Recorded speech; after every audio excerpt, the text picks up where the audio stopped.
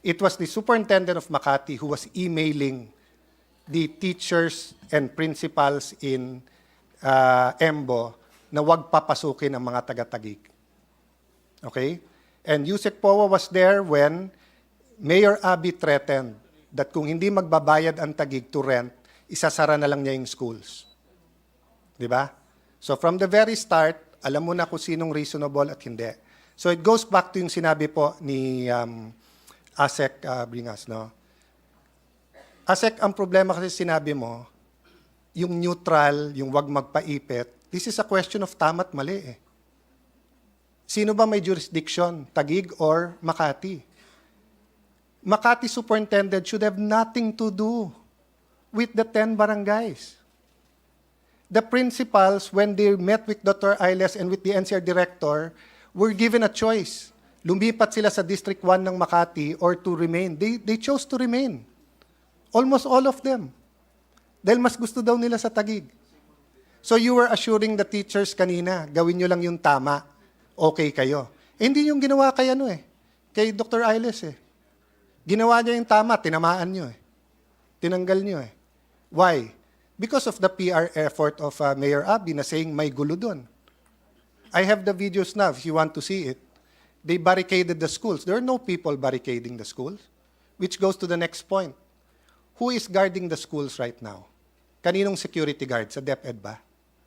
The answer is no. Yeah, kaninong Not security DepEd. guards? Contracted by Makati, Oh. Mr. President. And why are you protecting them? They were ordered by the PNP to leave. And Taguig already said na papalit sila. And the principals already said, one of them, hindi pinayagan ng security guard sa loob ng sarili niyang school. The security guards there are taking orders from Makati, not from DepEd. In front of the DepEd and NCR, sinabi ng Taguig, when our security comes in, they will not be following the mayor of Taguig, they will be following the principals. In your meeting, there were certain agreements. Hindi naman sinusunod ng Makati dahil yung security guard sa Makati eh. Ito, dalawang sulat sa iyo sa PNP, they're here. Pinatawag ko yung mismong SOSA. Sumulat sa inyo, hindi nyo man lang sinagot eh. So how can you say you're not protecting? President, Madam Chair, for the record, Makati has no authority anymore over the areas. So they have no business having security guards in schools there, taking orders from the Makati mayor. And you have not allowed Taguig security guards to enter. There are several letters pending since August, hindi nyo rin sinasagot. So how can you say you're not protecting and favoring yung Makati security guards? Pag may nangyari sa school na yan, is it the responsibility of the Taguig mayor or the Makati mayor? According to the Vice President, Secretary, it's the DepEd No, responsibility. I take exception. It's both. If something happens to Davao High School, it's both the mayor of Davao and the DepEd. Kasi constituents eh. DepEd doesn't live alone. Hindi isolated ang DepEd, hindi all-powerful ang DepEd. DepEd Taguig yan. Look at the basic governance law. Look at the local government code. Meron kayong DepEd Taguig. There's no such thing as DepEd Office of the Secretary. So kung may mangyari dyan, yung parents magko-complain sa city ng Taguig. Hindi lang sa DepEd.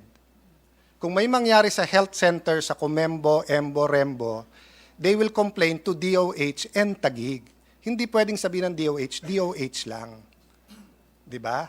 Yet, you're not allowing Taguig to put security guards there.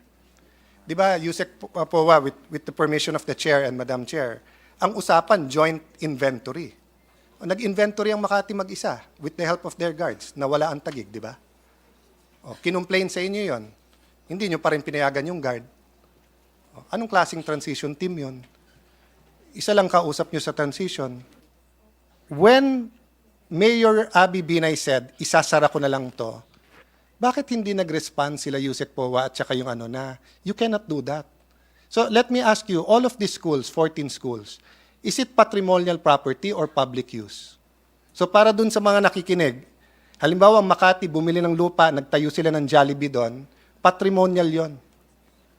Sa kanila yon, sila may-ari. Pero halimbawa may lupa doon, bigay ng gobyerno nila para sa ospital, para sa police station, para sa public use yon. Hindi nila pwedeng angkinin yon. But in terms of Comembo Elementary School, Sembo Elementary School, South Sembo Elementary School, these lots were proclaimed in the name of the Republic of the Philippines Department of Education. So sa inyo to. So kung sa inyo to, sino dapat maglagay ng security guard? Di ba? Dalawa lang? Either Taguig lang or DepEd lang. Makati, Parañaque, Muntinlupa has no authority to put security guards in a school outside their jurisdiction. Mr. President, according to the Vice President Secretary, Makati has made it clear that they are questioning the ownership, claiming the ownership of the property. And that's Madam why Chair, they have anyone asked- can they say. have- We have people in Rizal who say they own the whole Metro Manila. There are crazy people everywhere. So where's their evidence? Where's their title? This is Fort Bonifacio, proclaimed land yan eh. Prinoclaim yan sa gobyerno eh. So pag sinabi ng Makati sa kanila to, nasaan ang kanilang puweba? So maniniwala tayo? This is not commercial land. This is land that was proclaimed from the public domain for a specific purpose, which is for schools. Your Honor, Mr. So President. Madam Chair, napakasimple. Public land, sinabi na ng DNR, walang proclamation sa pangalan ng Makati. Kung ginastusan man ng Makati, they violated the injunction. Klaro ang civil code, builder and bad faith. But even assuming may doubt, it's still public use. So all DepEd has to say to Makati, kung naghahabol kayo dahil siya, you file a case at maningil kayo sa Taguig. Ang request lang ng Taguig, simple lang, yung normalcy lang. Dumating na sa normalcy. Because the City of Makati and Mayor Abby Binay keep saying na kami tanggap na namin na Taguig na yan. But she keeps doing the opposite. Di ba? So, that's where she's very, very different kay Nancy.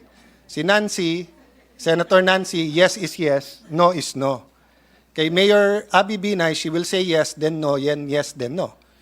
So, I saw the Secretary of Health there. They met with the Secretary of Health.